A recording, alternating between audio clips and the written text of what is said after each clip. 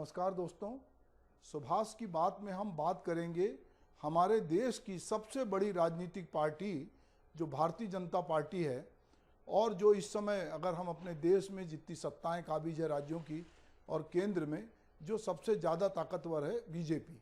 तो बीजेपी की राष्ट्रीय कार्यकारिणी की अहम बैठक जो है प्रधानमंत्री नरेंद्र मोदी, गृह मंत्री अमित शाह, भाजपा के राष्ट्रीय अध्यक्ष जेपी नड्डा के साथ में 350 कार्यकारी सदस्य जो हैं वो शामिल हो रहे हैं और 2 दिन की ये बैठक होने जा रही है। बीजेपी की राष्ट्रीय कार्यकारिणी की बैठक में रणनीति बनाने और सरकार की उपलब्धियों को जनता तक पहुंचाने पर फोकस रखा जाएगा। दरअसल इस बैठक में केंद्रीय मंत्रिमंडल में फेरबदल भी किए जा सकते हैं, ऐसे भी खबरें आ रही हैं। कुछ प्रमुख बातें जो इस बैठक में तय की जा सकती हैं, जिन पर चर्चा हो सकती है, उनमें जो राष्ट्रीय अध्यक्ष हैं अभी जेपी नड्डा, उनका कार्यकाल बढ़ाने का फैसला हो सकता है। उनका जो कार्यकाल है 20 जनवरी को समाप्त हो रहा है।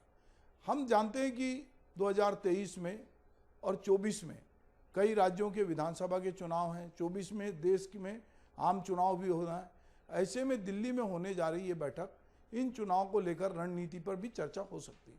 जिन राज्यों में चुनाव होना उनमें छत्तीसगढ़, मध्य प्रदेश, राजस्थान का नाम प्रमुख है। इस बैठक में चुनाव में किन किन नेताओं को जिम्मेदारी सौंपी जा सकती है, उसकी क्या भूमिका होगी, ऐसे कई विषय पर चर्चा होगी। लोकसभा की कमजोर 160 जो सीटें हैं उसमें भी इसको लेकर मंथन होगा और कमजोर सीटों के प्रस्तावकों की तैनाती संबंधित प्रगति पे भी चर्चा हो सकती है। तो एक कार्यकारिणी, किसी भी पार्टी की जब कार्यकारिणी होती है, और भाजपा जैसी जो एक बड़ी पार्टी है जो इस समय जिसके हाथ में, जिसका नेतृत्व मोदी जी कर रहे हैं, और जो धीरे धीरे दीनदयाल उपाध्याय और उसके पहले श्यामा प्रसाद मुखर्जी जो पहली बार, और उसके बाद उसने एक लंबा सफर तय किया। लोकसभा में 2 सीटों के साथ जो भारतीय जनता पार्टी आती है और धीरे धीरे आज सबसे बड़ा बहुमत हासिल करती है। तो ये चमत्कार कोई एक दिन में नहीं हुआ। इस देश की राजनीति में जो लोग बहुत पावरफुल थे, चाहे वो बंगाल में हम देखें, पश्चिम बंगाल में जो मार्क्सवादी कम्युनिस्ट पार्टी थी जिसकी सत्ता थी वो वहाँ से गायब हो गई। कांग्रेस यूपी सहित कई राज्यों से गई, अलग अलग राज्यों से कांग्रेस गई, कहीं से कोई गया। और इस बीच में हमने देखा कि जो क्षेत्रीय दल हैं वो बहुत तेजी से उभरे और उन्होंने बहुत सारे ऐसे मुद्दे उठाए जो कि राष्ट्रीय पार्टियां नहीं उठा रही थी। इस बीच में जब ये कुछ हो रहा है तो राहुल गांधी भारत जोड़ो यात्रा कर रहे हैं और वो भारत जोड़ो यात्रा के बहाने कांग्रेस को जो है वो पुनर्जीवित कर रहे हैं। लोगों को, उन्होंने सारे दलों को कहा है कि वो 26 जनवरी को जहाँ पे यात्रा समाप्त होगी वो आए।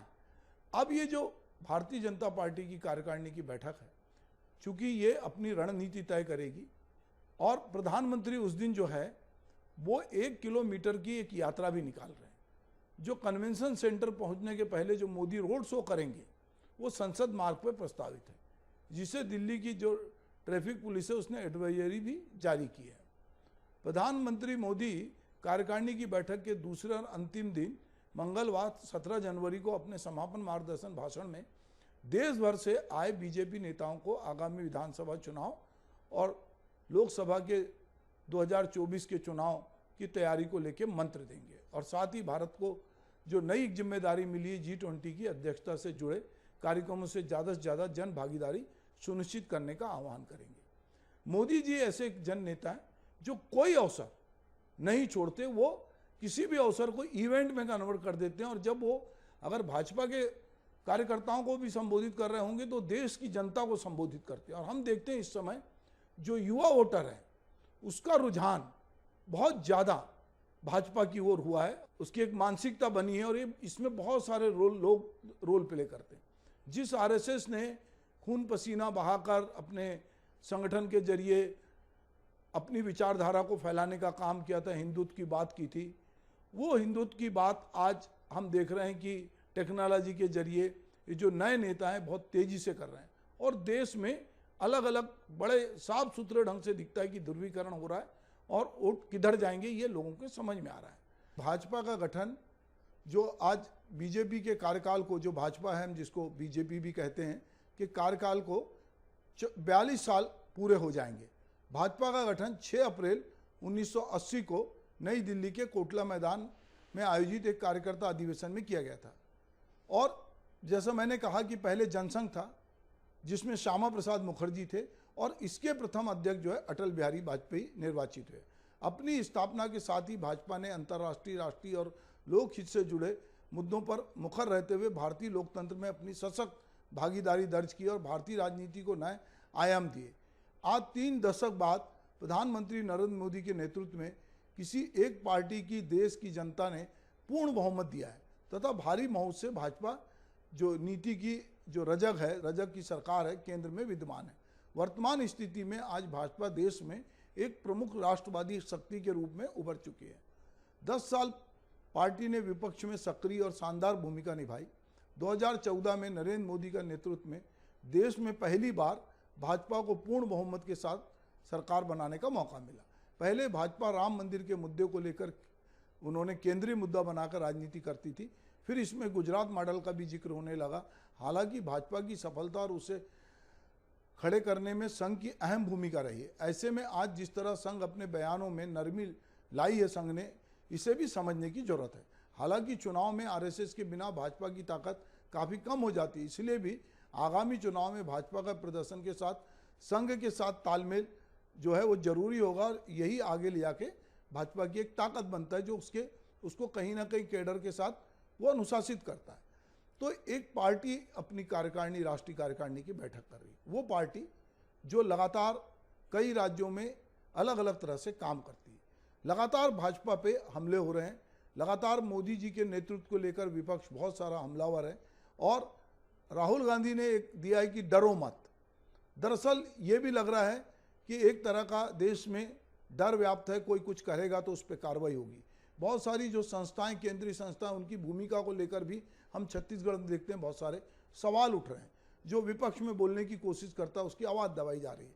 पर जब हम बहुत सारी बहस सुनते हैं तो हमको लगता है कि वो कहते हैं, आपातकाल से तुलना करते हैं कि आपातकाल में भी ऐसा हुआ था। बहुत बार हम देखते हैं अमृत महोत्सव के 75 साल में बहुत कुछ खराब भी हुआ होगा, पर चाल, चरित्र और चेहरे की बात करने वाली भाजपा यदि खराब उदाहरण के साथ अपने को सामने रखेगी तो वो जो विश्व गुरु बनने का सपना नरेंद्र मोदी संजो रहे हैं, वो सोचते हैं भारत एक विश्व गुरु बनेगा, तो ये बहुत बड़ा सवाल है कि क्या आप कांग्रेस से विधायक तोड़कर या दूसरी पार्टी से विधायक तोड़कर उनके अपने यहाँ ज्वाइन करके यदि अपनी सरकार बनाते हैं तो क्या एक आप आदर्श प्रस्तुत कर रहे हैं? आपका चाल, चरित्र, चेहरा, इस पर भी कार्यकारिणी में बातचीत होनी चाहिए। पता नहीं कि इसमें जो चिंतक हैं, इसके थिंक टैंक हैं, वो किस तरह की बातचीत करते होंगे या वहाँ बातचीत हो पाती है कि नहीं हो पाती।